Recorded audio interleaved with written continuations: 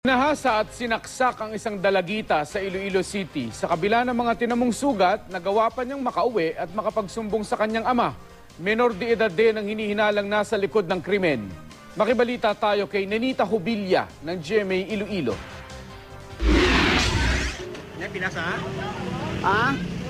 Umiiyak at puno ng paghihinagpis ang dalagitang ito kasama ang kanyang ama habang itinuturo ang lugar kung saan siya ginahasa. Hindi na natapos ng dalagita ang kanyang salaysay dahil kinailangan na siyang itakbo sa ospital dahil sa tinamo niyang saksak sa likod. Pinuntahan ng pulisya ang ilalim ng tulay na itinuro ng biktima. Doon, nakita ng pulisya ang tsinelas, underwear at shorts ng biktima. Ayon sa pulisya, base sa salaysay ng biktima at ilang saksi sa lugar, pasado 10:00 ng umaga kahapon nang mangyari ang panggagahasa sa ilalim ng Forbes Bridge sa Iloilo City. Kwento ng kapitang nakakita sa biktima, naabutan niya itong umiyak sa daan habang pauwi sa kanilang bahay. Akala niya kinagat ito ng aso dahil sa dami ng sugat nito sa likuran. Kung di ko sinagrit, yung natutok ko pag hintayaan ako sa kutsilyo.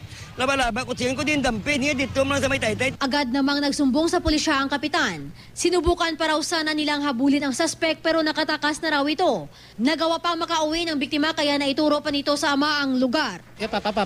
Papa, Tuti lain mo ko eh. Ako lang sa mami, kaging dala sa talag hospital din. Base sa mga pahayag ng ilang saksi sa lugar, posibleng isang minor de edad din ang suspect sa panggagahasa sa biktima. Patuloy pa itong iniimbestigahan ng pulisya. Nagpapagaling naman sa ospital ang biktima. Isa sa ilalim siya sa counseling at medico-legal examination. Nenita Hubilla, Nagbabalita, Pilipinas.